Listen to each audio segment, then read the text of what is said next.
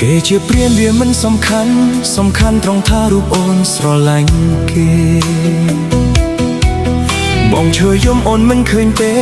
អូនឃើញតែស្នាមញញឹមអ្នកថ្មី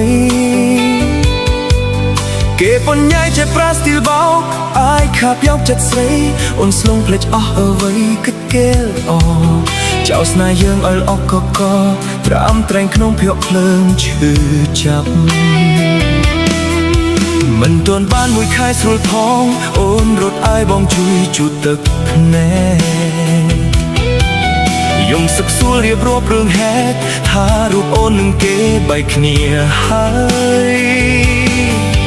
អូនសុំឲ្យបងត្រូវគ្នាវិញព្រោះអូនដឹងខុសហើយតែបងនៅឡើយឈឺចាប់ពេញបេះដូង